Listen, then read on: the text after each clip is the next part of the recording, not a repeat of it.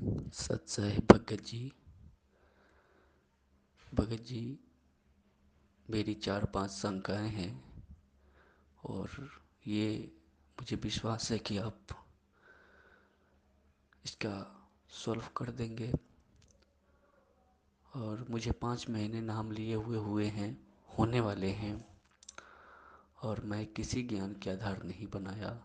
मैं सिर्फ अपने दुख निवारण करने के लिए ही मैं टीवी पे सत्संग थोड़ी बहुत किसी और गुरु के दिखता था, उसी में संत रामपाल जी महाराज जी के सत्संग आता था, तो उसमें सत्संग तो समझ में नहीं आता था, लेकिन जो इंटरव्यू है जो भगत जी ने बताते थे, उससे मुझे लगा कि मेरी दुख दूर हो जाएगी। और मैं किसी ज्ञान का आधार नहीं बनाया और मैं गया मुंडका आश्रम। मैं दिल्ली से बोल रहा हूँ, मैं मुंडका में गया, नाम लिया। और जब मैंने संघ का समाधान का वीडियो देखा तो मुझे पैरों से ज़मीन खसक गई। मुझे समझ में नहीं आई कि मैं क्या करूं, मैं कहाँ फंस गया। बंदी छोड़ सतगुरु रामपाल जी महाराज जी की जय हो। सत्साहिब भगत जी, बड़े भैया, दुखी होने की कोई जरूरत नहीं है। जो सच्चाई आपको आज पता चली है वो सच्चाई परमपिता परमेश्वर सतगुरु रामपाल जी महाराज जी के आशीर्वाद से हम सत्सेवक पिछले 5 वर्षों से संगत में बताने की कोशिश कर रहे हैं, और इसमें कोई बड़ी बात नहीं है। ज्यादातर भगत जितने भी परमात्मा से जुड़े हैं या वर्तमान में जो भी जुड़ रहे हैं सन 2014 बरवाला कांड के बाद, उनमें से 90% व्यक्ति केवल इंटरव्यू को देखकर जुड़े हैं, क्योंकि हर व्यक्ति दुखी था, परेशान था, कोई शरीर से, कोई आर्थिक रूप से या कोई किसी अन्य व्यापारिक तरीके से। तो हर व्यक्ति उन इंटरव्यू को देखकर ही जुड़ा है, और यही रीजन है कि ज्ञान को आधार ना बना पाने के कारण, यानी पहले अच्छी तरीके से ज्ञान से परिपूर्ण ना होने के कारण, जब व्यक्ति इस मार्ग से जुड़ता है तो उसके मन में तरह तरह की शंकाएं, भ्रांतियां और दोष ऑटोमेटिक उत्पन्न हो जाते हैं। परमात्मा ने अनेकों बार कहा है। इसीलिए गुरुदेव ने हर बार यही जोर दिया है कि नाम दीक्षा लेने से पहले हर तरीके से ज्ञान से परिपूर्ण हो जाओ। पहले अपने मन की सारी शंकाओं का निवारण कर लो, उसके बाद आराम से नाम लो। नाम दीक्षा लेने में कभी भी जल्दबाजी नहीं करनी चाहिए। लेकिन भगत जी, दूसरी बात यह भी सत्य है कि यह परमेश्वर का ज्ञान है, ये अमृत तुल्य है, और आत्मा इस अमृत ज्ञान के लिए युगों युगों से भटक रही थी। अब जैसे ये ज्ञान इस आत्मा को सुनने को मिला तो तुरंत ये फड़क उठी और नाम दीक्षा लेने के लिए आतुर हो जाती है। जल्दबाजी में आप लोगों ने नाम दीक्षा ले ली, ठीक है भगत जी, गलती आप लोगों की नहीं है, लेकिन जहां पे आप नाम दीक्षा लेने जाते हो या गए, ये जिम्मेदारी उन लोगों की बनती थी कि वो लोग आपको पहले सारी बातें बताएं कि भगत जी आप कब से सत्संग सुन रहे हो, आप कितना परमात्मा के ज्ञान को समझ पाए हो, और ये इस तरह की परमात्मा की नियम है, मर्यादाएं हैं। कहीं ऐसा तो नहीं कि नाम दीक्षा लेने के बाद जब आपके सामने इस तरह की कोई घटना आए या इस तरह की कोई परिस्थिति आपके सामने उत्पन्न हो, उस समय आप इस नाम को रख पाएंगे या नहीं रख पाएंगे। तो ये सारी बातें नाम दीक्षा केंद्र वालों को पहले ही भगत से पूछनी चाहिए। लेकिन भगत जी, ये लोग करते क्या हैं, वर्तमान में इनको भक्ति भगवान से कोई मतलब नहीं है, इनको केवल फटाफट नाम दीक्षा देने से मतलब है। और जितने भी ये फर्जी नामदान केंद्रों पे जो लोग बैठे हुए हैं, इनका मकसद केवल यही है कि हम मैनेजमेंट को ये बताकर हम बड़े खुश हों कि देखो फला फला नामदान केंद्र से ज्यादा मेरे नामदान केंद्र पे भगत जुड़ रहे हैं। इनको केवल संख्या बढ़ाने से मतलब है, इनको भगत बढ़ाने से मतलब नहीं है। अब आप परेशान मत होइए, ये आपका संस्कार था परमात्मा से जुड़ने का, आप जुड़ गए, लेकिन आज आपको सच्चाई का पता चल रहा है। तो भगत जी, अब हमने संभल के चलना है।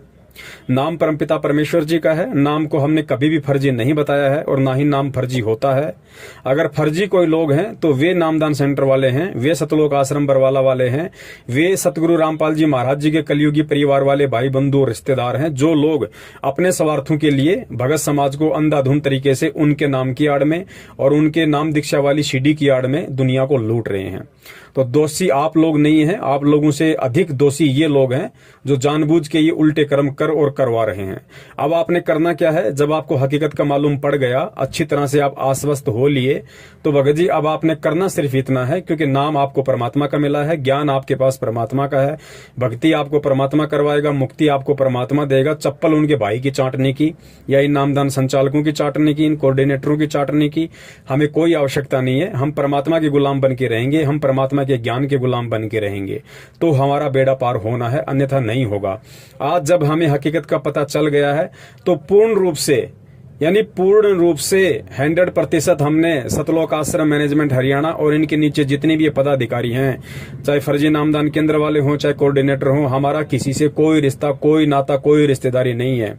अगर आपको पता चल गया है कि नामदान के अंदर फर्जी हैं और ये लोग केवल धर्म की आड़ में धंधा कर रहे हैं, तो हमारा इन लोगों से किसी भी तरह का कोई संबंध आज के बाद नहीं रहेगा। हम इनके नामदान केंद्रों पे ना ही जाएंगे, पैसा टका देने का तो सवाल ही उत्पन्न नहीं होता।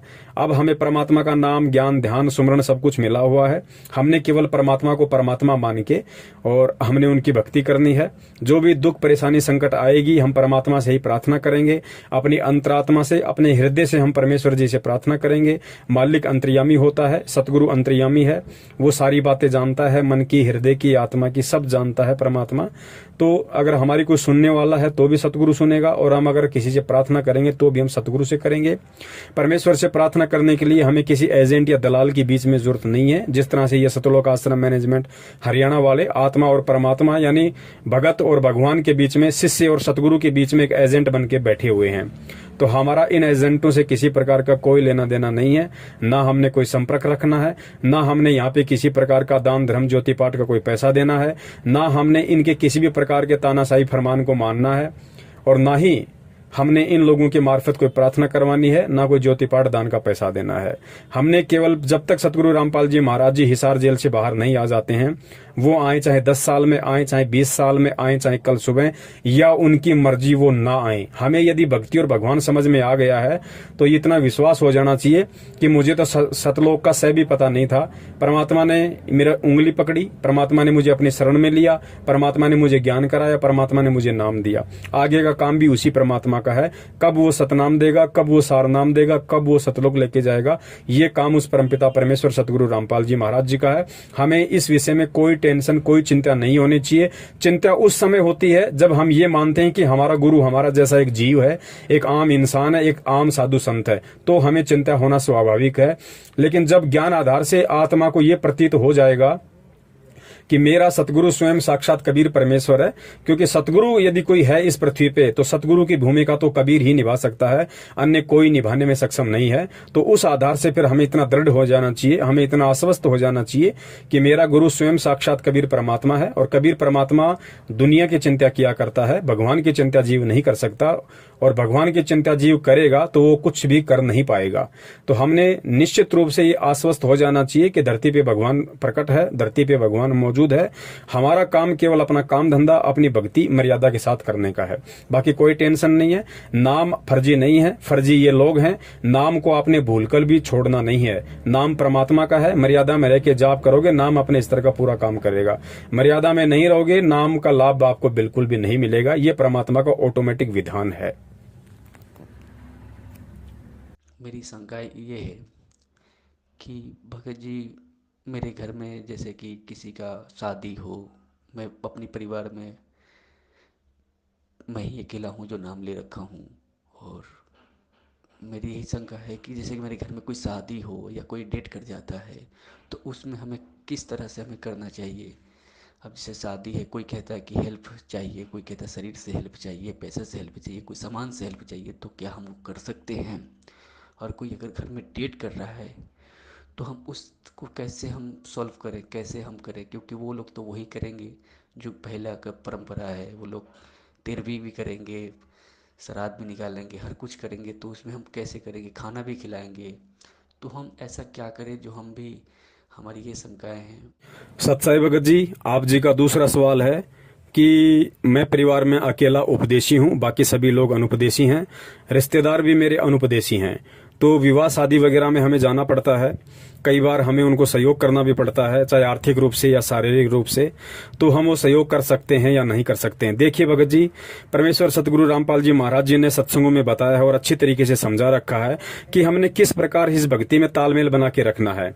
क्योंकि जो आपके रिश्तेदार हैं वो भी परमात्मा के बच्चे हैं, वो भी कल को सतगुरु की शरण में आने हैं, लेकिन वो आएंगे कब, परमात्मा को जल्दी कब पहचानेंगे, जब हमारा रवैया उनके प्रति शालीनतापूर्ण होगा, जब हमारा रवैया उनके प्रति मित्रतापूर्ण होगा, तो वो जल्दी ही परमात्मा के ज्ञान को भी स्वीकार करेंगे और हमारी बातों को भी स्वीकार करने लगेंगे। तो रिश्तेदारियों को परमात्मा ने 7 पीढ़ियों का नाता बताया है। रिश्तेदारी हमें तोड़नी नहीं है, भले ही वो गुरु जी के ज्ञान को स्वीकार करें या ना करें, वो उनके संस्कार के ऊपर निर्भर करता है। लेकिन हम भगत हैं, तो हमने भगत होने के नाते हमने हर जगह परमात्मा के प्यार और प्रेम से ही हमने संदेशा देना है, माने या ना माने, ये सामने वाले के संस्कार हैं। रही बात विवाह शादी वगैरह में जाने की आने की, तो परमेश्वर ने शादी विवाह में आने जाने के लिए भगत को कभी मना नहीं किया है। जिस भगत को जिस स्तर का ज्ञान होता चला जाएगा, वो धीरे धीरे इन परंपराओं से दूर होता चला जाएगा, क्योंकि उसको केवल परमात्मा ही दिखाई देगा। जब तक हमें ज्ञान नहीं हो पाता है, तब तक परमेश्वर ने इन चीजों के लिए मनाही नहीं की है। परमेश्वर ने बताया कि विवाह शादी में हम जा सकते हैं, हम वहां पे खाना भी खा सकते हैं। खाना हमने बिल्कुल शुद्ध खाना खाना है, वेजिटेरियन खाना खाना है। खाना खाने की एवज में हमें लगता है कि मैंने 100 रुपए का खाया, 200 रुपए का खाया, उस एवज में हम वहां पे कन्यादान वगैरह भी कर सकते हैं। या फिर अगर किसी लड़के की शादी है, तो हम अन्य तरीके से हम उनकी मदद कर सकते हैं, ताकि वो भार हमारे ऊपर ना रहे। रही बात आर्थिक मदद की, तो भगत जी बिल्कुल हम रिश्तेदारी में आर्थिक मदद हम कर सकते हैं, ये गुरुदेव ने बताया है। लेकिन साथ में ध्यान ये भी रखना है, आर्थिक मदद करने से पहले आपने 1-2 बातों पर गहन विचार करना पड़ेगा। गुरुदेव ने बताया कि या तो आप किसी की आर्थिक मदद करना मत, और यदि आप किसी की 100, 50 लाख, 2 लाख, 10 लाख, जितने की भी आप उनकी आर्थिक मदद करते हो, तो वो पैसा देने से पहले आपको ये सुनिश्चित हो जाना चाहिए कि यदि कल को इस व्यक्ति ने मुझे पैसा वापस नहीं लौटाया, या ये व्यक्ति मुझे मना कर देता है, तो उस समय मुझे इस व्यक्ति से लड़ाई झगड़ा बिल्कुल भी नहीं करना है, कोई भी मुकदमा और केस पांगड़ा नहीं करना है। मुझे उस समय परमात्मा के ज्ञान आधार से अपने आप को टाइट रखना होगा, अपने आप को संभाल के रखना होगा। हम पैसा लेते समय यदि झगड़ा करेंगे, तो भगत जी हम भी टेंशन में, वो भी टेंशन में, ना हमारी भक्ति हो पाएगी, ना वो हमारे से खुश हो पाएगा, और वो व्यक्ति फिर परमात्मा के ज्ञान को स्वीकार नहीं कर पाएगा, क्योंकि उसे लगेगा कि ये संत रामपाल जी महाराज जी का चेला है, इसलिए इस तरह की हरकतें कर रहा है। तो पैसा दो, अवश्य दो, सहायता करो, लेन देन से यहाँ काम चलता है, उधार रूप में कोई दिक्कत नहीं है। लेकिन गुरुदेव ने बताया कि उधार देने से पहले अपने आप को टाइट रखना। भाई पैसे लेते समय किसी प्रकार का कोई मनमुटाव या झगड़ा नहीं होना चाहिए। यदि सामने वाला पैसा नहीं दे रहा है, तो आपने किसी भी प्रकार का झगड़ा नहीं करना है, कोई भी आदमी इकट्ठा नहीं करने हैं, किसी भी प्रकार का राग द्वेष अपने मन में नहीं पालना है। रही बात शारीरिक रूप से सहायता करने की, तो गुरुदेव ने एक सत्संग में स्पष्ट इस पर भी जिक्र किया हुआ है। गुरुदेव ने बताया यदि आपको अपनी बहन बेटी के यहाँ पे जाना पड़ जाए विवाह में, शादी में, तो परमात्मा ने बताया कि आप उनकी आर्थिक रूप से भी मदद करो उधार रूप में, और साथ में शारीरिक रूप से भी आप वहां उनकी मदद कर सकते हो। यदि वहां ऐसी कोई व्यवस्था उनके पास नहीं है, तो आप शरीर रूप से भी उनकी मदद कर सकते हैं, लेकिन बशर्ते हमने अपनी मर्यादाओं का पूर्ण ध्यान रखना है। परमात्मा ने मदद के लिए विवाह शादी में इसलिए छूट दी है क्योंकि भगत जी विवाह शादी कोई धार्मिक अनुष्ठान नहीं होता है। अगर विवाह कोई धार्मिक अनुष्ठान होता तो परमात्मा उसमें जाने का भी मना करते हैं, क्योंकि धार्मिक अनुष्ठान में तो हमें सहयोग भी नहीं करना, वहां जाना भी नहीं है, ना हमने वहां पे खाना खाना है। लेकिन शादी कोई धार्मिक अनुष्ठान नहीं है, इसलिए हम वहां पे आर्थिक रूप से भी उनकी मदद कर सकते हैं और शारीरिक रूप से भी हम उनकी मदद कर सकते हैं। सच्चाई भगत जी आगे आप जी ने बताया कि जैसे किसी का निधन हो जाता है, कुछ शरीर छोड़ जाता है रिश्तेदारी में या परिवार में, तो हम क्या करें क्या ना करें। देखिए भगत जी, वैसे इसके बारे में विस्तृत रूप से सतगुरु रामपाल जी महाराज जी ने अपनी पवित्र पुस्तक ज्ञान गंगा के पेज नंबर 15 पर स्पष्ट रूप से मोटे मोटे अक्षरों में लिखा हुआ है। फिर भी दास कुछ बातें आपको उन्हीं के ज्ञान आधार से बता देता है। परमात्मा ने बताया कि दुख सुख में हमें सभी के यहाँ भागीदारी होना है, चाहे रिश्तेदार हो, चाहे ग्रामीण हो, चाहे आसपास का कोई हो। और कुछ परंपराएं ऐसी हैं उन लोगों की जिनमें हमने बिल्कुल भी सहयोग नहीं देना है, और हमारी जो क्रियाएं हैं, क्रिया मतलब जो मर्यादा गुरुदेव ने बताई है, उन मर्यादाओं में रह के हमने चलना है। सबसे पहले आन उपासना, क्योंकि जब किसी की डेथ हो जाती है तो नॉर्मली सांसारिक परंपराओं के तहत उनका गुरुजी या पंडित जी आता है, तो पंडित जी जो भी वहां पे पिंड वगैरह भरता है या और अन्य जो भी अपनी क्रिया करता है, नारियल वगैरह लाके पूजा पाठ वगैरह करता है, तो हमने ना तो उस सामग्री को मतलब हाथ से पकड़ना है, ना हमने मार्केट से वो सामग्री उस दिन लाके देनी है, और ना हमने किसी भी तरह से पूजा पाठ में हमने सहयोग करना है, ना हमने शामिल होना है। शामिल होने का मतलब ये होता है अगर हमारे परिवार में किसी की डेथ हो गई तो रहें तो कि हम परिवार में बाहर तो जा नहीं सकते। शामिल होने का मतलब है पंडित जी के कहे अनुसार हमने ना वहां बैठना है, ना हमने अपने जो भी पंडित जी जो भी क्रिया करता है उस क्रिया में हमने भागीदार नहीं बनना वहां पे। इसके अलावा गुरुदेव ने बताया कि आप मरने वाले की अर्थी को कांधा दे सकते हैं, शमशान घाट तक आप उसको लेके जा सकते हैं। चिता के लिए लकड़ी वगैरह का भी प्रबंध हम कर सकते हैं, उसमें कोई दोष नहीं है। हम चिता को अग्नि भी दे सकते हैं।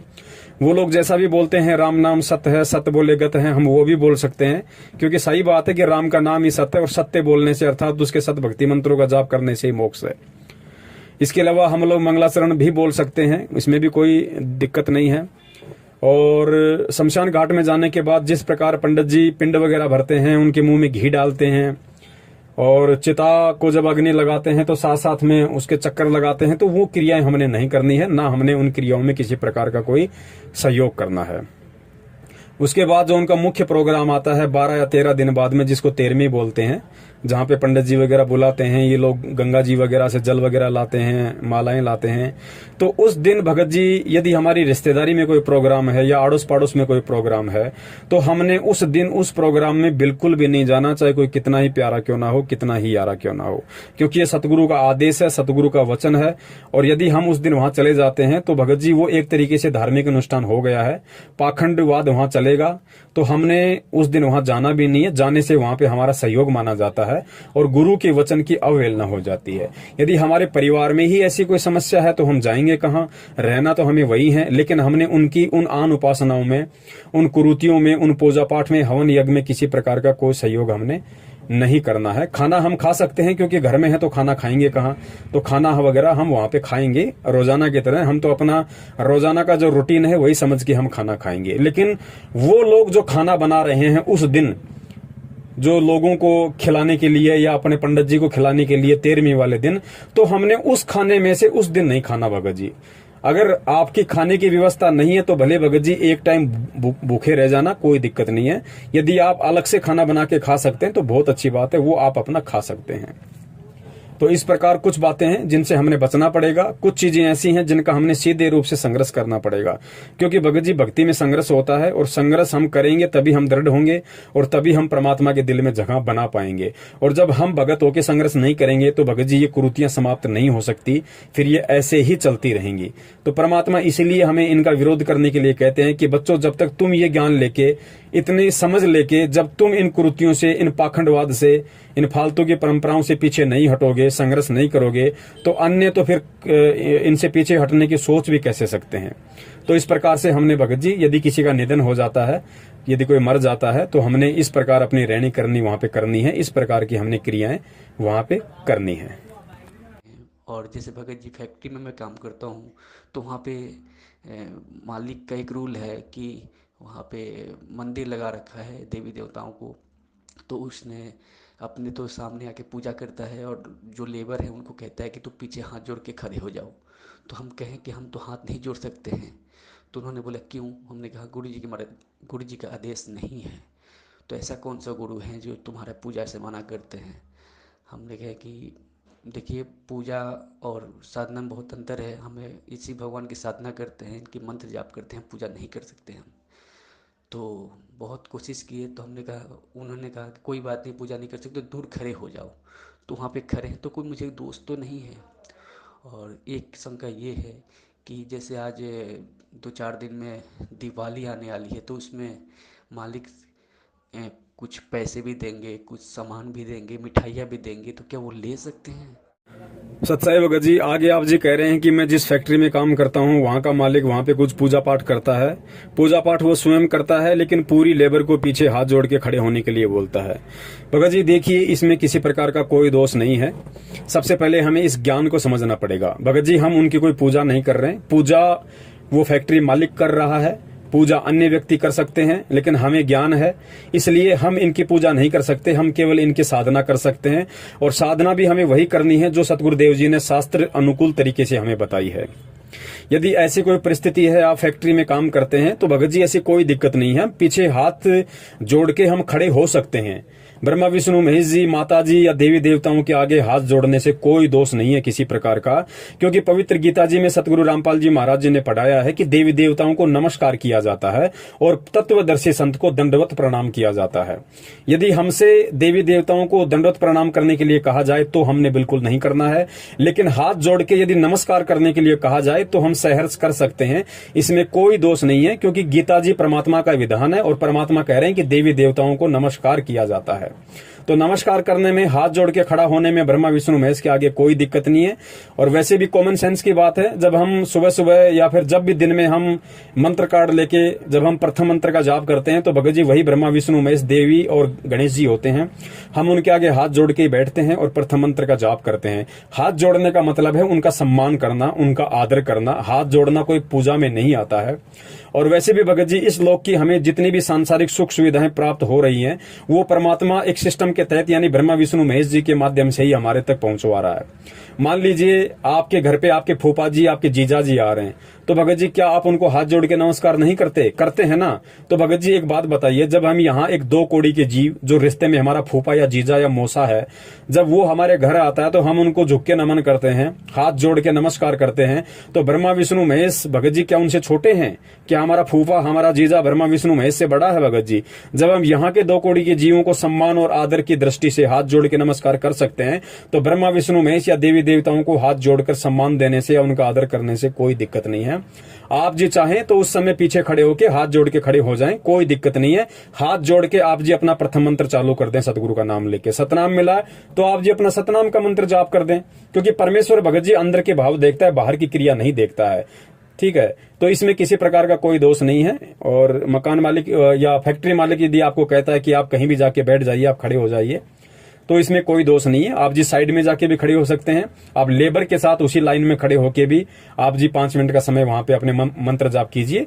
आपके समय का सदुपयोग होगा, आपको किसी प्रकार का उसमें कोई दोष नहीं है। सत्साई भगत जी, इसके बाद आप जी ने बताया कि फैक्ट्री मालिक, क्योंकि अब दीपावली आ रही है, होली आती है, मकर संक्रांति आती है, यानी कोई भी त्योहार आता है तो फैक्ट्री मालिक हमें मिठाई, पैसा या कुछ कपड़े वगैरह देता है, तो हम ले सकते हैं या नहीं ले सकते? देखिए भगत जी, हम फैक्ट्री मालिक के यहाँ पे काम करते हैं, हम वहाँ पे मजदूरी करते हैं और फैक्ट्री मालिक का यह हक बनता है कि वो हमें हमारी मेहनत का हर्जाना दे। भगत जी हम किसी और से ना मिठाई ले रहे, ना हम कोई कपड़ा ले रहे, ना हमको पैसा ले रहे। और फैक्ट्री मालिक यदि हमें दीपावली के दिन यदि मिठाई का डब्बा देता है, हमें कुछ पैसे देता है और हमें कुछ कपड़े देता है, तो भगत जी वो इसलिए दे रहा है कि हमारी वजह से उसकी फैक्ट्री का काम अच्छा चल रहा है, यानी उसको 2 पैसे बच रहे हैं हमारी वजह से, हमारी मेहनत की वजह से, तो ही वो हमें ये सब चीजें दे रहा है। तो ये सब चीजें लेने में किसी प्रकार का कोई दोष नहीं है। हम उन जगहों से वो चीजें नहीं ले सकते जिन जगहों पे हम ना कोई काम करते हैं, ना हमारा उन लोगों से कोई रिश्ता नाता है। लेकिन फैक्ट्री मालिक को भगत जी हम मेहनत करके, रातों को जाग जाग के, जैसा भी हमारी ड्यूटी का समय आता है, हम वहां पे मेहनत करते हैं, तो हमारी मेहनत की वजह से ही वो फैक्ट्री मालिक आगे बढ़ रहा है, उसका काम धंधा आगे बढ़ रहा है। तो वो अगर हमें उस एवज में यदि कुछ मिठाई, पैसे या फिर कुछ कपड़े वगैरह यदि त्योहार पे देना चाहता है, तो भगत जी उसको लेने में कोई दिक्कत नहीं। और कॉमन सेंस की बात है भगत जी, अगर त्योहार के दिन, दीपावली के दिन यदि वो फैक्ट्री मालिक आपको यदि सुपरवाइजर से मैनेजर बनाना चाहे, यदि आपका प्रमोशन करना चाहे कि भाई दीपावली के दिन आप सुपरवाइजर हो, आपकी तनख्वाह 15,000 है और दीपावली के दिन मैं आपको मैनेजर बना रहा हूं, आपकी तनख्वाह 50,000 हो जाएगी, तो क्या आप मना करोगे? नहीं करोगे ना। दिवाली के दिन यदि आपको कोई फैक्ट्री मालिक बोनस देगा, आप मना कर दोगे? नहीं करोगे ना। क्यों?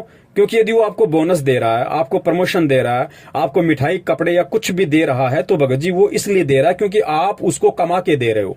तो आप अपने हक का ले रहे हो, आप अपनी नेक कमाई का ले रहे हो भगत जी। किसी आपने उनसे मांगा नहीं है और ना ही हमने उनसे डिमांड करनी है कि साहब दिवाली आ गई, हमें तो कपड़े चाहिए, हमें मिठाई चाहिए, हमें पैसा चाहिए, हमें प्रमोशन चाहिए। हमने कुछ नहीं मांगना भगत जी, ना हमने प्रमोशन मांगना, ना हमने बोनस मांगना, ना हमने मिठाई मांगना, ना हमने पैसा मांगना, ना कपड़े लत्ता मांगना। और सामने वाला जिसके जहां पे हम काम करते हैं, सामने वाला यदि खुश होके हमें 5,000 देता है, 10,000 देता है, 1 किलो मिठाई देता है, 5 किलो मिठाई देता है, तो उसको लेने में किसी प्रकार का कोई हर्ज नहीं है, क्योंकि हम वहां पे काम कर रहे हैं और वो जो हमें दे रहा है वो हमें हमारा मेहनताना दे रहा है। कल को आप वो फैक्ट्री छोड़ दीजिए, जब अगली दीपावली आएगी तो आपको फोन करके ये भी नहीं पूछेगा कि आपके घर पे खाना बना है कि नहीं बना है। मिठाई, बोनस, प्रमोशन तो बहुत दूर की बात है। तो वो दे क्यों रहा है? क्योंकि हम उसको दे रहे हैं, हम उसको शारीरिक रूप से सहयोग दे रहे हैं, तो उसको आर्थिक रूप से पैसा मिल रहा है, उसको मदद मिल रही है, जिसकी एवज में वो हमें कुछ दे रहा है। तो वहां से लेने में हमें किसी प्रकार का कोई दिक्कत नहीं है, कोई दोष नहीं लगता है। भगत जी, यही शंकाएं हैं। और एक शंका और है कि जैसे घर परिवार में हमारी प्रथम नाम में ले रखा हूँ और कोई परिवार में ले नहीं रखा है, तो मेरे घर में जहाँ पे जोत लगा रखा हूँ, दरबार लगा रखा हूँ, और मैं किराए पे रहता हूँ, तो मेरे परिवार में सब कोई पीने खाने वाले हैं, मांस मछली खाने वाले हैं, पीने खाने वाले हैं। तो वहाँ पे मैं मना करता हूँ उनको कि आप लोग ऐसा मत करो, बिल्कुल मत करो। मैं बहुत मना करता हूँ, लेकिन मैं प्यार से ही मना करता हूँ, लेकिन वो लोग नहीं मानते हैं। और फिर जाके वो लोग अपना पीते खाते हैं, उसी घर में रहते हैं। अब किराए पे हैं, अब हमको उतना पैसा की बचत भी नहीं है कि हम अपना रूम कहीं अलग ले लें या 2 कमरे ले लें जिसमें गुरु जी के दरबार अलग रखें और भाई लोग अपना अलग रहें। तो ऐसा भी हमारे बचत नहीं है, तो उसमें तो कोई दोष नहीं है। और जैसे कि सिस्टर का शादी होने वाला है, तो उसमें जैसे कि पहले परंपरा तो यही है कि दहेज लेके ही शादी करते हैं लोग, लेकिन हम तो गुरु जी के शरण में हैं, तो हम तो नहीं दहेज ले सकते हैं, नहीं दे सकते हैं। तो वो लोग अगर ये मांगते हैं तो हम किस तरह से शादी करेंगे? सत्साई भगत जी, इसके अलावा आप जी कह रहे हैं कि घर में सभी अनुपदेशी हैं और हमारे घर में मांस मिट्टी वगैरह भी खाते हैं, बाहर से लोग लेके आते हैं, भाई है बहन है, घर पे खाते हैं। तो मैं किराए पे रहता हूँ, एक ही मकान है। अब मैं कैसे एडजस्टमेंट करूं, मैं कैसे रहूं, कैसे संतुलन बना के बैठूं?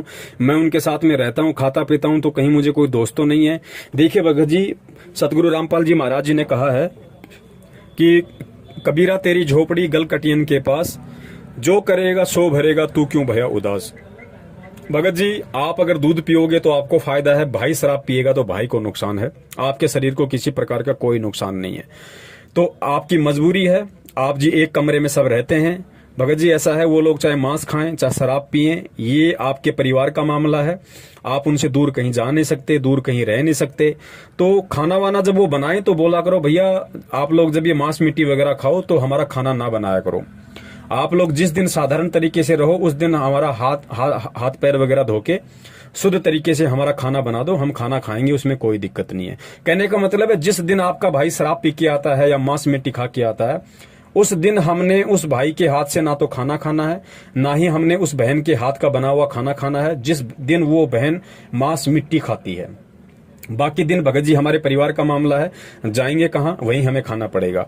दूसरी बात, आप अपना आरती मंत्र सुमरण करोगे, उसमें भगत जी किसी प्रकार का कोई दोष नहीं है। खाना जब आप खाओ तो भगत जी परमात्मा ने अन्नदेव की आरती बता रखी है, खाना खाने से पहले और खाना खाने के बाद की दोनों आरती हमें करनी है। ये दोनों आरतियां तो हमें रोजाना करनी है, सतगुरु का आदेश है कि खाना खाने के बाद अन्नदेव की आरती अवश्य करनी चाहिए, चाहे मन ही मन में कर दो, चाहे बोल के कर दो। मालिक का दरबार यदि आप घर में लगा पाते हैं तो बहुत अच्छी बात है। यदि परमात्मा का दरबार आप घर में नहीं लगा पाते हैं तो भगत जी उसमें भी कोई दिक्कत नहीं है। आप अपने हृदय रूपी गुफा में अपने परमात्मा को बैठाइए, अपने हृदय में परमात्मा की फोटो लगाइए, अपने मन मंदिर में परमात्मा की ज्योत जलाइए। भगत जी, परमात्मा मजबूरी देख रहा है, वो अंतर्यामी है, वो सब जानता है कि ये भगत जानबूझ के टाल मटोल कर रहा है या वास्तव में इसको मजबूरी है, जिस वजह से ये ज्योत बत्ती वगैरह या दरबार नहीं लगा पा रहा है। दरबार यदि आप लगा भी पाते हैं तो भी उसमें कोई दोष नहीं है, चाहे आपके घर में मांस मिट्टी खाने वाले हों, कोई दिक्कत नहीं है, क्योंकि भगत जी ये परिवार का मामला है। हाँ, गुरुदेव ने कहा है, यदि आपका पूरा परिवार उपदेशी है, बाहर से यदि कोई व्यक्ति ऐसा मांस मिट्टी खाने वाला आता है तो उसको उस जगह नहीं जाने देना जहां पे परमात्मा का दरबार है। अब घर में सारे लोग हैं तो घर से निकल के आप जाओगे कहां? अगर आप बना सकते हो छोटा मोटा परमात्मा का दरबार तो कोई दिक्कत नहीं है। परमात्मा देख रहा है कि भाई क्या है और क्या नहीं है। अगर परिवार में दरबार लगेगा, परमात्मा की फोटो के दर्शन वो अनुपदेशी लोग भी करेंगे तो भगत जी परमात्मा की फोटो देखने मात्र से भी उनके संस्कार बनते हैं। परमात्मा कहते हैं कि भाई साधु दर्शन राम का, मुख पे बसे सुहाग, दर्श होने को होते हैं जिनके पूर्ण भाग। घर में यदि आप अपना आरती करोगे तो भगत जी आरतियों की जो वाणी है उसका भी असर उस परिवार पे पड़ता है। एक बहुत अच्छा मैसेज वहां जाएगा, उनके संस्कार बनेंगे भगत जी, उनको भी परमात्मा से जुड़ने के साल 6 महीने में प्रेरणा उत्पन्न होने लग जाएगी उन वाणियों की असर के कारण। तो यदि आप परिवार में यदि आप 3 टाइम की आरती कर सकते हैं बहुत अच्छी बात है, नहीं कर सकते हैं तो आप अपना कान में लीड लगा के अपना काम करते करते कर लीजिए, अपना फैक्ट्री में आते जाते समय कर लीजिए, घर में भी आप कर सकते हैं कान में लीड लगा के, यदि घर वालों को आवाज अच्छी नहीं लगती है तो।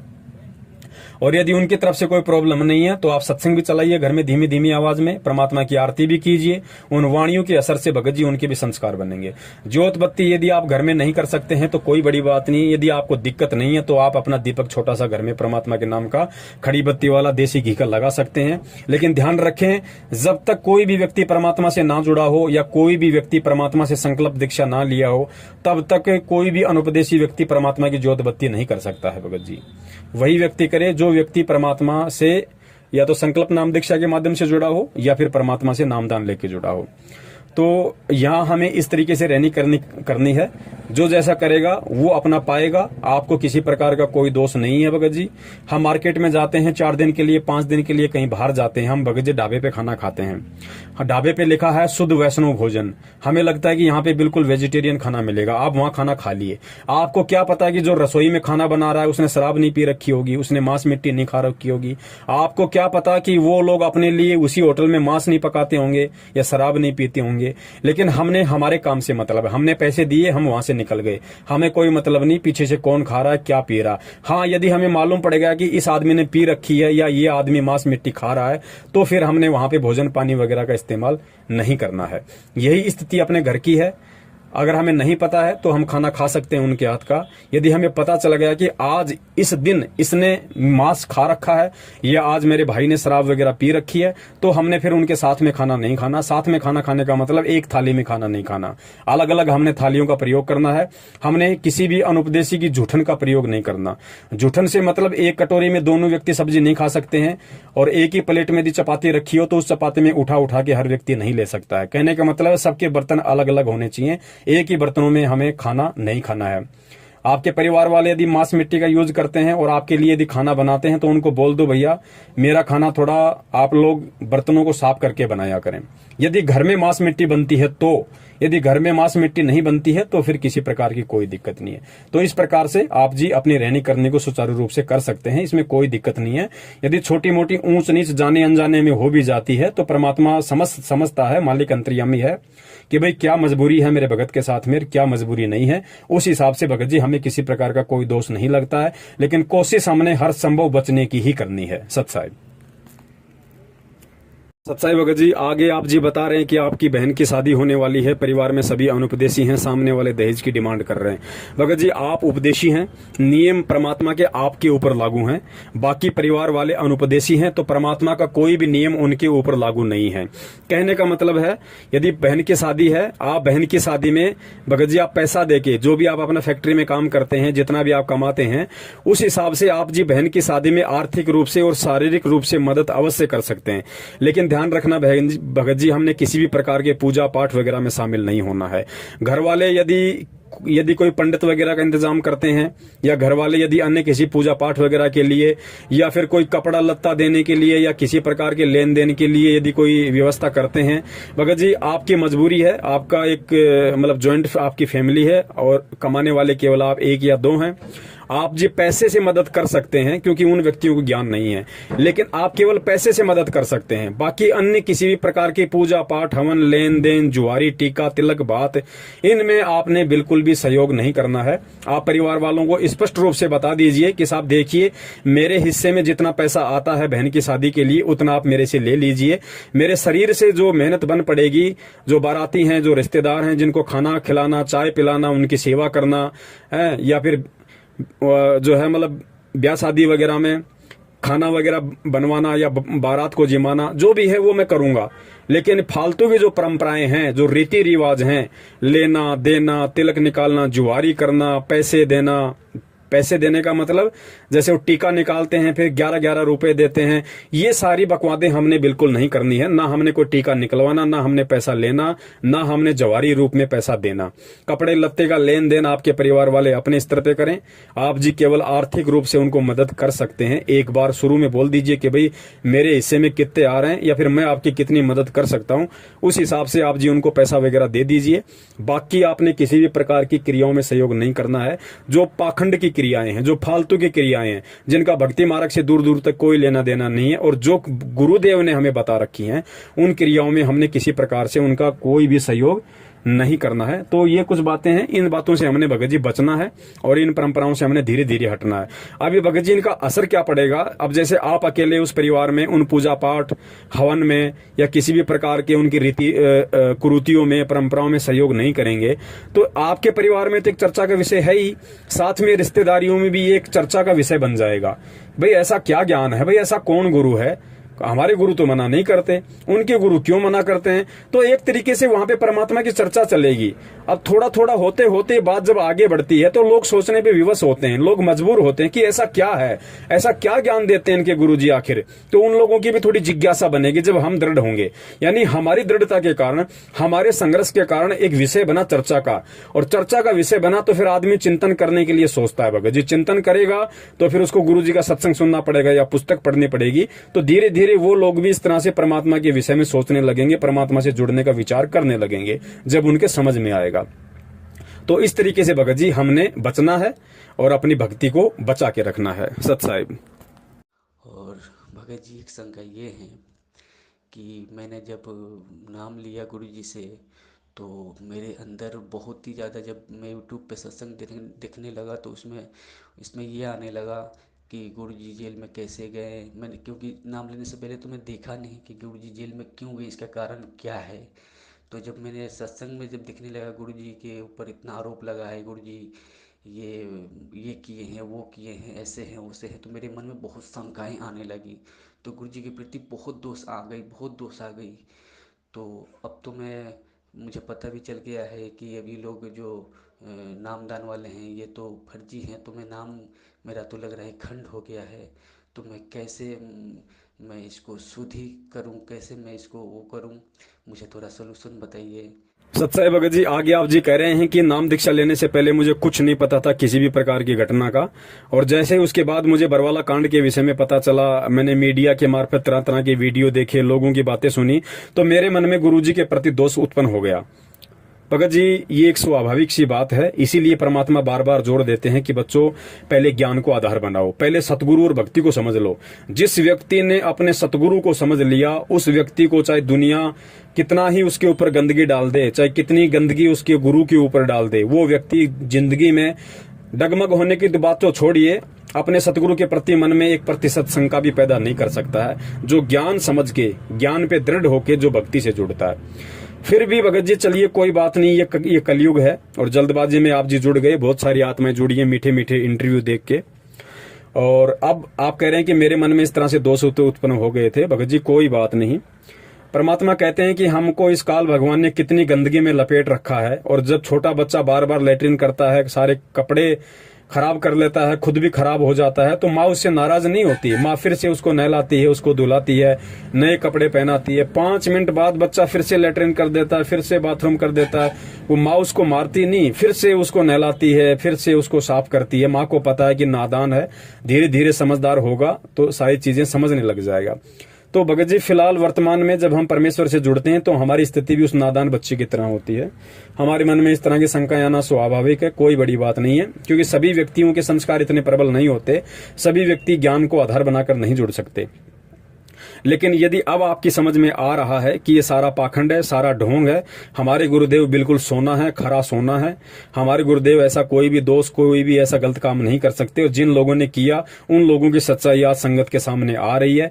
तो भगत जी हम परमपिता परमेश्वर जी से दंडवत करके अपने मन में आई हुई उन भ्रांतियों के लिए समायाचना करें कि हे मालिक, मैं नादान प्राणी हूं, 2 कौड़ी का जीव हूं, परमात्मा मेरी क्या औकात है मालिक। अब धीरे धीरे आपका ज्ञान समझ में आ रहा है तो आत्मा को दृढ़ता मिलती जा रही है। परमात्मा मेरे मन में जो भी दोष या विकार उत्पन्न हुए आपके प्रति या भक्ति के प्रति, परमेश्वर उनको क्षमा करने की दया करें, और मालिक मुझ दास को हिम्मत दें, मुझ दास को ज्ञान आधार से इतना परिपूर्ण करें, मुझ दास का ज्ञान योग खोलें परमेश्वर, ताकि मैं इस भक्ति पे दृढ़ होकर, अटल होकर चलूं।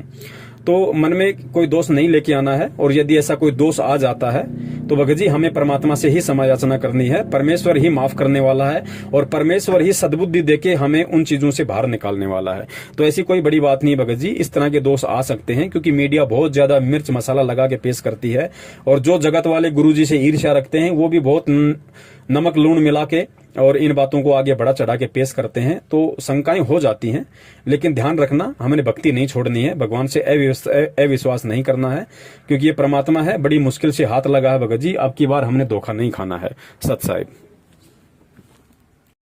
और भगत जी एक बात यह है कि मेरी शादी नहीं हुआ है और कभी कभार मुझसे हस्त मिथुन हो जाती है और गंदी गंदी विचारें आती हैं, इससे मुझे हस्त मिथुन हो जाती है। भगत जी यही मेरा सबसे बड़ी एक मतलब कि एक गंदी आदत की तरह है ये। मैं क्या करूं, मुझे इस मैं तो समझ रहा हूँ कि इससे भगवान की कहीं मर्यादा खंड होती होंगी, तो मुझे बहुत ये डर है अंदर। तो भगत जी आप थोड़ी सी इसकी सलूशन मुझे बताएं। और मैं फ़ोन करता था तो आप नहीं उठाते हैं, क्योंकि मैं भी समझता हूँ कि आप भी कितना फ़ोन उठाइएगा, लाखों आदमी हैं, लाखों आदमी के मन में शंकाएं हैं, तो ऐसे ही मेरा सलूशन मेरा हो पाएगा। सत साहिब जी। बंदी छोड़ सतगुरु रामपाल जी महाराज जी की जय हो। सत साई भगत जी, आगे आप जी कह रहे हैं अपनी पर्सनल प्रॉब्लम के विषय में। भगत जी देखिए, दास यदि चाहता तो आपकी इस पर्सनल प्रॉब्लम को आपको पर्सनल तरीके से भी शेयर कर सकता था, लेकिन दास को परमात्मा ने जो प्रेरणा की, क्योंकि भगत जी ये जो मजबूरी है या ये जो आदत है, जो डेड हैबिट है, ये केवल आपकी अकेले की नहीं है। सतगुरु रामपाल जी महाराज जी से नाम दीक्षा लेने के बाद में हजारों की तादाद में ऐसे हमारे भगत भाई हैं जो अभी शरीर से युवा हैं, जिनकी शादियां नहीं हुई हैं, वो ज्ञान को अभी इतना नहीं समझ पाए हैं और इस तरह की गंदी आदत हो सकता है उनके अंदर भी हो। तो परमात्मा ने प्रेरणा की, इसलिए दास सार्वजनिक रूप से ये बात यहाँ पे बताने जा रहा है। और भक्त जी ये भक्ति मार्ग है, यहाँ पे कोई शर्मा शर्मी का कोई काम भी नहीं है, क्योंकि परमेश्वर ने अंड पिंड ब्रह्मांड सारा ज्ञान अपने बच्चों को दे रखा है। देखिए भगत जी, हस्त मैथुन की जो आदत है या फिर रात्रि में जो आपको सौपन दोष वगैरह आ जाता है, देखिए भगत जी इसके एक दो कारण है। पहला कारण तो ये कि भगत जी हम अच्छी तरीके से परमात्मा के ज्ञान पे दृढ़ नहीं हो पाते हैं, हम परमात्मा को परमात्मा नहीं मान पाते हैं, जिस कारण से हमारे मन में किसी भी बहन बेटी के प्रति, किसी भी युवा या सुंदर लड़की के प्रति इस तरह की भावनाएं जब हमारे अंदर आ जाती हैं, तो जाहिर सी बात है भगत जी हमारे को रात्रि में फिर उसी तरह के विचार अनुकूल फिर हमारे को जो है सौपन आते हैं और सौपन में फिर सौपन दोष हो जाता है। एक जाहिर सी बात है। तो हमें कोशिश करनी है परमात्मा के ज्ञान आधार से, और परमेश्वर ने बार बार हमें जो पाठ पढ़ाया है हमें उसका अनुसरण करना है कि भाई इस भक्ति मार्ग में आने के बाद परमात्मा कहते हैं कि पर नारी को देखिए बहन बेटी के भाव, कहे कबीर काम नाश का यही सहज उपाय। जब तक हम दूसरे की बहन बेटियों को अपनी बहन बेटी की तरफ से नहीं देखेंगे, और दास तो ये निवेदन करता है भगत जी, हमने केवल अपनी बहन बेटी की नजर से ही नहीं देखना, क्योंकि इस दुनिया में ऐसे ऐसे दुष्ट लोग हैं जो अपनी बहन बेटियों के साथ भी इस तरह के कुकर्म कर डालते हैं। तो इससे थोड़ा और ऊपर उठकर हमने उन सभी बहन बेटियों को, हमने सतगुरु रामपाल जी महाराज जी की आत्माएं देखना है, रामपाल जी महाराज जी की बहन बेटियां देखना है। तो जाहिर सी बात है फिर इस तरह के दोष एक भगत के मन में नहीं आएंगे, और धीरे धीरे यदि आते भी हैं तो आना वो बंद हो जाएंगे, क्योंकि जब ज्ञान हो जाएगा कि हम सब आपस में असली, हम लोग रियल सिस्टर ब्रदर हैं। सतलोक में हम सभी भाई बहन थे, हम सब भाई बहन हैं। इस काल लोक में आके इसने किसी को किसी की बेटी बना दिया, किसी को पत्नी बना दिया, किसी को माँ बना दिया। बाकी रियल में हम सभी एक परमात्मा की आत्माएं हैं, ना हम पुरुष हैं ना हम स्त्री हैं, हम केवल आत्मा है और हम एक ही उस परमात्मा के संतान हैं। तो हमें जब इस चीज का ज्ञान आधार से ज्ञान होगा तो भगत जी इस तरह के दोष सौते हमारे मन में आना धीरे धीरे बंद हो जाएगा, और हमने कोशिश भी करनी पड़ेगी, थोड़ा संघर्ष भी करना पड़ेगा। देखो विचार आना भगत जी एक स्वाभाविक सी बात है। आपके मन में यदि किसी औरत को देख के या इस तरह से यदि कोई बहन बेटी को देख के ऐसा कोई विचार आ जाता है, या कोई मूवी फिल्म वगैरह या इस तरह का कोई भी सीन वगैरह देख के जो आप ना चाहते हो फिर भी आपके आंखों के सामने आ गया, और यदि इस तरह का सीन वगैरह देख के यदि आपके मन में इस तरह की भावनाएं आ जाती हैं, क्योंकि भगत जी आजकल तो मोबाइल भी एक ऐसी चीज है, हम जैसे यूट्यूब सर्च करेंगे ना चाहते हुए भी, भले हम गुरुजी का सत्संग देखें लेकिन गुरुजी का सत्संग जैसे ही हम लोग देखेंगे किसी भी यूट्यूब चैनल पे, तो ना चाहते हुए भी 2-4 सेकंड के ऐसे ऐड आ जाते हैं जो बिल्कुल अश्लील होते हैं, घटिया होते हैं। और मैं तो यहां तक कहूंगा कि कुछ लोगों ने संत रामपाल जी महाराज जी के सत्संगों को डाल डाल के अपने यूट्यूब चैनल पे, और यूट्यूब चैनल्स को उन्होंने मोनेटाइज करवा रखा है, यानी उन्होंने कमाई का जरिया करवा रखा है। कमाई का जरिया मतलब उन्होंने अपने चैनल को मोनेटाइज करवा रखा है, उनको पैसे मिलते हैं, पैसे की वजह से कंपनी उनके ऊपर ऐड लगाती है। अब भगत जी हम गुरुजी के सत्संग सुनने के लिए उस चैनल को ओपन करते हैं, सोचते हैं किसी भगत भाई का चैनल है, और जैसे ही हमने चैनल को ओपन किया तो भगत जी उस पर अर्धनग्न होकर लड़कियां डांस कर रही हैं, फिर अश्लील भाषा यूज करते हुए चुटकुले आ रहे हैं। तो मेरा उन सभी भाई बहनों से निवेदन है जो सतगुरु रामपाल जी महाराज जी के भगत हैं और जिन्होंने यूट्यूब पर अपने चैनल बनाकर गुरुजी के वीडियो सत्संग डाल रखे हैं, बहुत अच्छी बात है, लेकिन मैं प्रार्थना करूंगा कि आप गुरुजी के नाम से आप जो चैनल बनाते हैं या जिन चैनलों पे आप गुरुजी का सत्संग डालते हैं, मेरी प्रार्थना है आप उनको कमाई का जरिया ना बनाएं। आप उनको कमाई का जरिया ना बनाएं, क्योंकि इस तरह करने से कंपनी उस पर ऐड लगाएगी, क्योंकि कंपनी अपना ऐड लगाएगी तभी तो कंपनी आपको पैसे देगी मोनेटाइज करने के बाद में। तो आप उसको मोनेटाइज ना करें और आप परमेश्वर के ज्ञान को ही चलने दें। भाई रोजी रोटी की चिंता ना करें, जिस परमात्मा ने आपको भजन दिया है भोजन की चिंता उसकी है, भोजन का प्रोग्राम उसने पहले ही करके भेजा हुआ है। तो आप जितने भी भगत भाई बहन हैं जिन्होंने अपने यूट्यूब चैनलों को कमाई का जरिया बना रखा है, वो उसको वहां से हटा लें, दास की प्रार्थना है। बाकी आपकी अपनी मर्जी, आपके अपने विचार। तो भगत जी सोपन दोष आना ये एक सामान्य सी प्रक्रिया है, युवा शरीर होता है, तरह तरह के विचार भी उत्पन्न हो जाते हैं, लेकिन हमने ज्ञान आधार से धीरे धीरे इन पे कंट्रोल करना पड़ेगा, एकदम से कंट्रोल नहीं हो पाते हैं। और ऐसी परिस्थितियां यदि हमारे सामने आ जाती हैं, मन में ऐसा किसी के प्रति कोई दोष हो जाता है, तो भगत जी दोष उत्पन्न होना कोई बड़ी बात नहीं है, लेकिन हमने उस दोष को कंट्रोल करना है, क्योंकि कंट्रोल करने के लिए ही परमात्मा ने सत्संग दिए, परमात्मा ने तत्व ज्ञान दिया है कि हम उस पर कंट्रोल करें।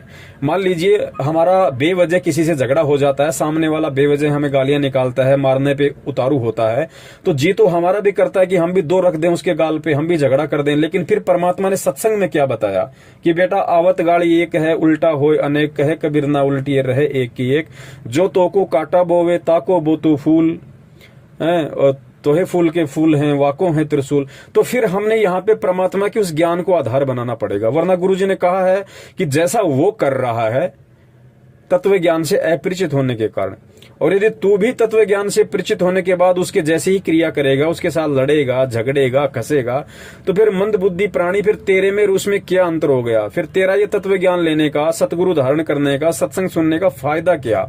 फिर तो ये 7 ज्ञान का मुकदमा है, चाहे रोज करो दिन में, फिर वैसे ही आप दुखी होते रहोगे, वैसे आप परेशान होते रहोगे। तो परमात्मा ने कहा भगत को सहन करना पड़ेगा, भगत को संघर्ष करना पड़ेगा, भगत को सहन करना पड़ेगा। भगत को गुरुदेव ने सूरमा की उपाधि दी है, सूरवीर की उपाधि दी है। और आध्यात्मिक मार्ग में भगत जी सूरवीर उसको कहते हैं जो ज्ञान आधार से संघर्ष करता है, जो प्रेम और अहिंसात्मक रूप से अपनी लड़ाई लड़ता है, और जो सहन करता है, जो सहन करता है वो भक्ति मार्ग का सूरमा है भगत जी।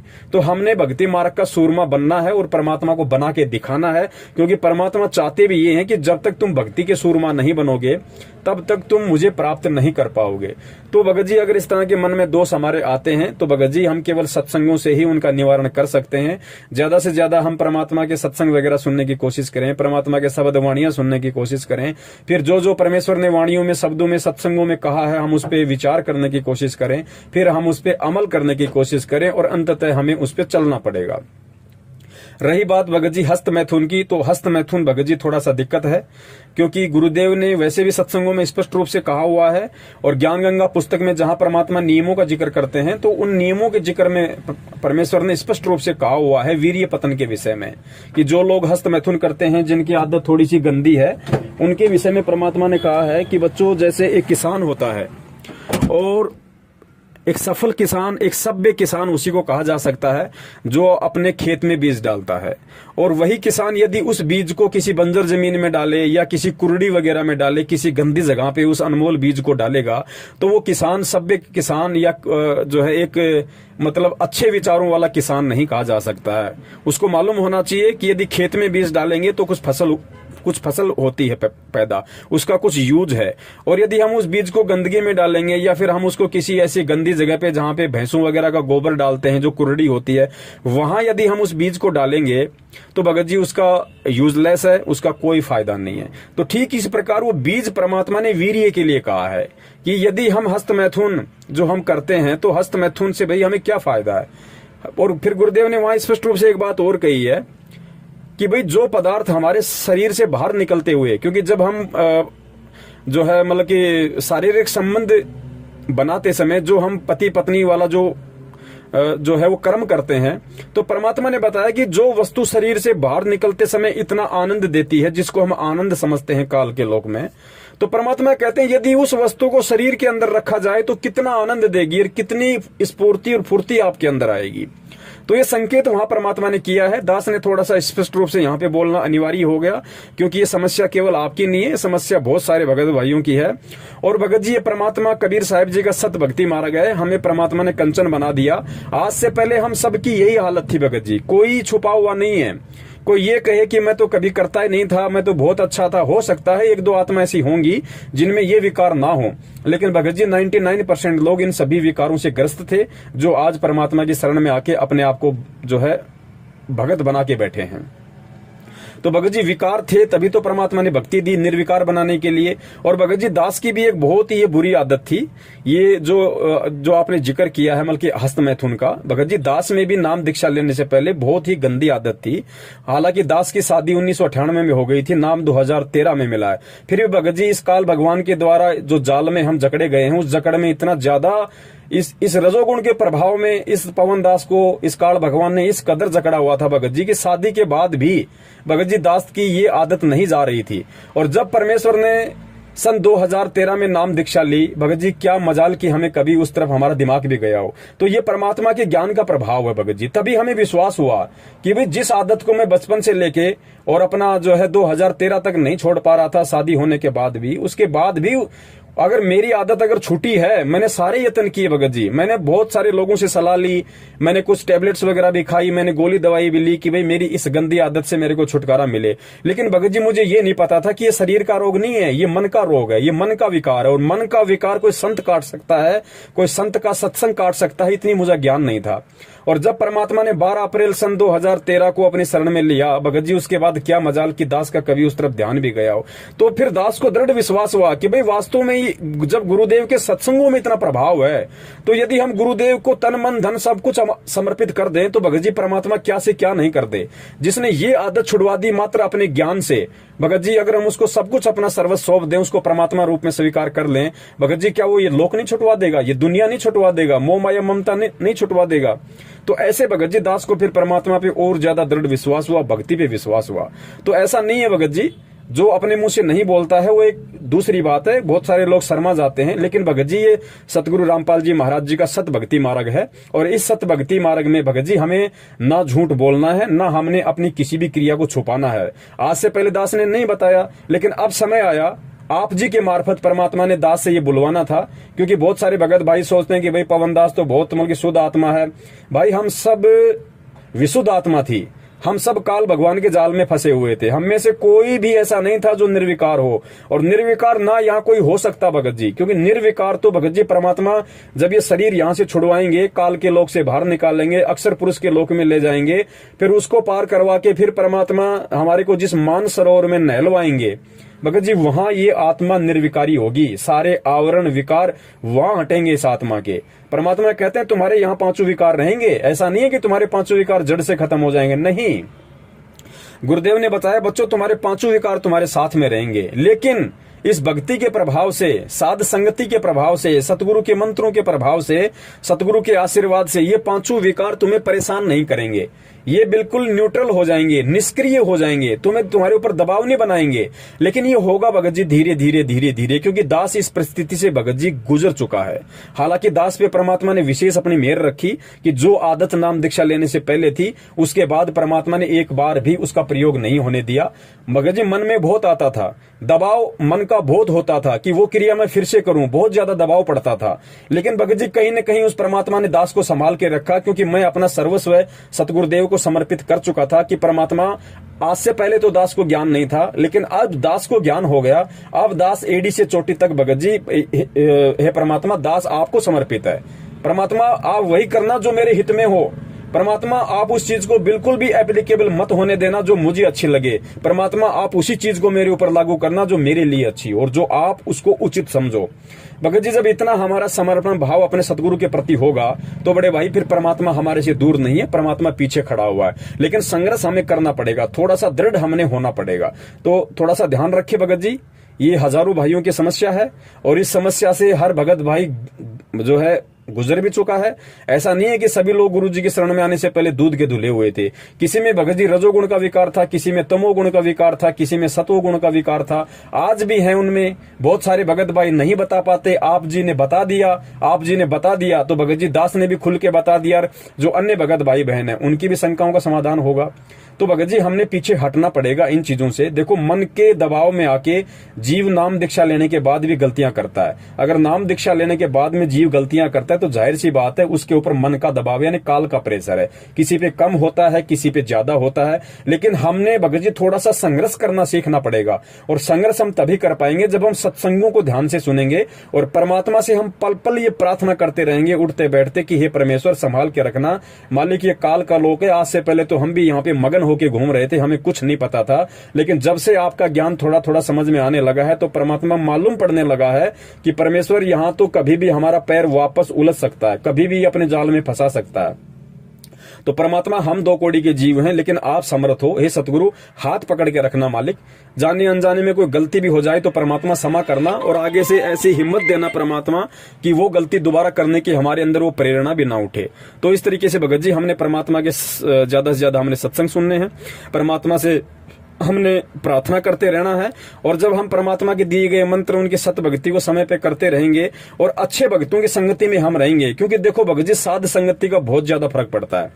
अगर आप गुरुजी के सत्संगों के साथ साथ यदि आप ऐसे भक्तों के संपर्क में रहो जिनके विचार परमेश्वर के अनुरूप हैं तो भगत जी इस तरह की बातों के लिए मन में कोई बकवाद रहती ही नहीं है। और गुरुजी ने तो बता रखा है कि भाई जब तुम सत्संग सुनो, सत्संग सुनने से मन हट जाए तो परमात्मा का कोई शब्द सुन लो, शब्द सुनने से मन हट जाए तो अपना मंत्र कर लो, मंत्र से मन हट जाए तो अपनी आरती रमैनी कर लो, आरती रमैनी से मन हट जाए तो अपने किसी भगत भाई के पास बैठ जाओ या अपने किसी भगत भाई से मोबाइल पे बात कर लो।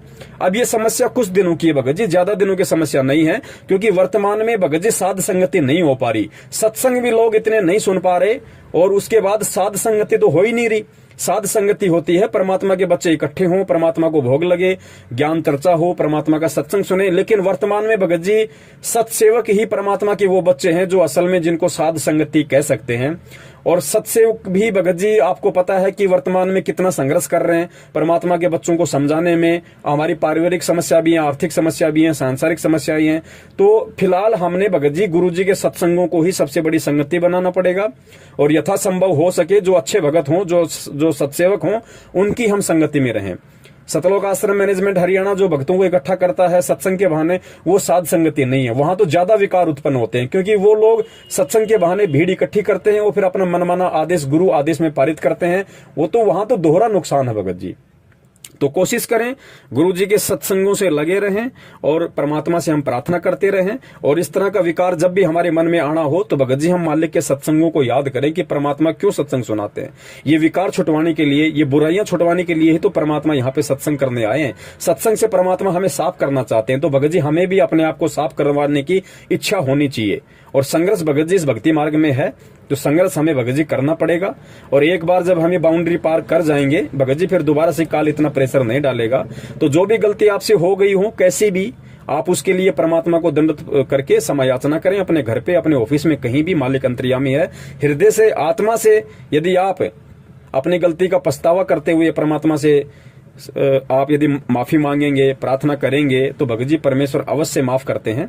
और आगे हम परमात्मा से यही प्रार्थना करें कि हे परमपिता परमेश्वर, मैं ठहरा 2 कौड़ी का जीव, मेरी मालिक कोई औकात नहीं है, मुझे बचाने वाले आप हो परमात्मा, और आगे भी मुझे आप ही बचाओगे। मैं आपकी शरण में हूं परमेश्वर, मेरा बुरा आपके हाथ में, मेरा अच्छा आपके हाथ में। तो भगत जी जब इतने भाव हमारे परमात्मा के प्रति हो जाएंगे तो पहली बात तो ये ऐसे विकार करने की हमारे अंदर जिज्ञासा नहीं होगी।